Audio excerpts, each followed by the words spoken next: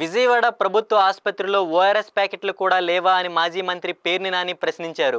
విజయవాడ ప్రభుత్వ ఆసుపత్రికి వైద్య చికిత్స నిమిత్తం తీసుకొచ్చిన వంశీని ఆయన ఈరోజు పరామర్శించారు. అనంతరం పేర్ని నాని మీడియాతో మాట్లాడారు. వంశీ చనిపోతే ఈ ప్రభుత్వ బలి కోరడం ఖాయమన్నారు.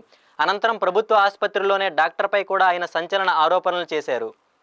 ఏ రకంగా ప్రాణాల మీద ఇబ్బంది పడుతున్నటువంటి ఆక్సిజన్ అన్నకో లేకపోతే ఊపిరితిత్తులు ఆడకో ఇబ్బంది పడుతున్నటువంటి ఒక పేషెంట్ ఈ రకంగా ఆయన చెప్తాడు. ఈ గవర్నమెంట్ హాస్పిటల్లో డాక్టర్ కాగితం పెన్నులు లేదండి, మా దగ్గర పెన్నులు ఇంకా అయిపోయింది, బయట మీకు నీరసంగా కనబడుతుంది, నీరసం తగ్గటానికి బయట మెడికల్ షాప్ లో ఓఆర్ఎస్ ఎలక్ట్రాల్ పౌడర్ అని దొరుకుద్ది, ఓఆర్ఎస్ పడి దారిలో జీప్ ఆపిచ్చి కొనుక్కుని వేసుకొని తాగండి సరిపోద్ది అంటే విజయవాడ ఈ గవర్నమెంట్ హాస్పిటల్లో అంటే రాష్ట్ర రాజధానిలో ఉన్న ఈ హాస్పిటల్లో ప్రాణాల మీద ఒక మాజీ శాసనసభ్యుని తీసుకొస్తే ఏంటయ్యా అంటే ఎలక్ట్రాల్ పౌడర్ దారిలో కొనుక్కోమండి. వీళ్ళ దిక్కుమాలిన బొద్దుకి ఈ ప్రభుత్వానికి ఓఆర్ఎస్ ప్యాకెట్ కూడా ఇక్కడ లేదనమాట. కనీసం వాటి సప్లై చేయాలి కదా ఎదవా, ఓఆర్ఎస్ ప్యాకెట్ కొనుక్కోమని దిక్కుమాలినటువంటి దిగజార్చి ఈ హాస్పిటల్లో వైద్యం అంటే ఒక్కొక్కడి చావుకి లేదా ఒక్కొక్కడి పతనానికి నాడు ఎన్టీ రామారావు పతనానికి వంగవీటి రంగా గారి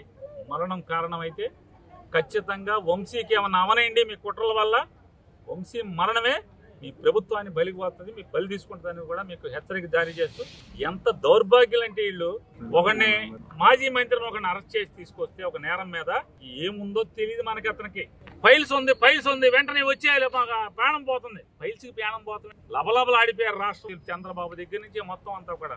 ఫైల్స్ కి తెచ్చి రమేష్ హాస్పిటల్లో వైద్యం కావాలంటే ఇతనికేమో ఊపిరాట్లేదు, ఊపిరితిత్తుల్లో సమస్య ఉందని చెప్పుకుంటా రోజు కోర్టు తీర్పు మీదకు రోజు రాత్రిపూట జైలు సెల్లులో ఆక్సిజన్ పెట్టుకుని సిపిఆర్ మిషన్ రోజులు గడుపుతుంటే ఒక్కరోజు వీళ్ళ తరపున పనిచేస్తే మాత్రం ఫైల్స్ ఉన్నాయని చెప్పింది. ఎప్పుడు ఫైల్స్ ఆపరేషన్ చేయించుకుంటే ఫైల్స్ ఆపరేషన్ అయింది చచ్చిపోతాడు. ఫైల్స్ ఆపరేషన్ ఏంటి కేసు వంశీ మీద కేసు అంటే చంద్రబాబును ముఖ్యమంత్రిగా ఉన్నప్పుడు వల్లభనేని వంశీ తెలుగుదేశం పార్టీ ఎమ్మెల్యేగా ఉండి దొంగ పట్టాలు పంచిపెట్టాడనేటువంటి అభియోగం. మరి ఆ ప్రభుత్వాన్ని నడిపిన ముద్దాయి చేయిద్దా, అప్పుడున్న రెవెన్యూ మినిస్టర్ని ముద్దాయిని చేయిద్దా? తప్పుడు ప్రభుత్వం మీదే కదా.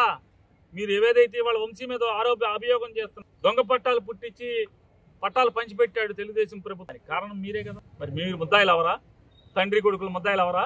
కాబట్టి మీ ఏపోడు అంటే మీ జెండా మోస్తే ఏ పాపాలు చేసినా పర్లేదు, మీ జెండా మోస్తే పాపాలు చేసిన వాడికి 10 రోజుల క్రితం ఫైల్స్ ఆపరేషన్ అయితే అది ప్రాణం పోతుంది.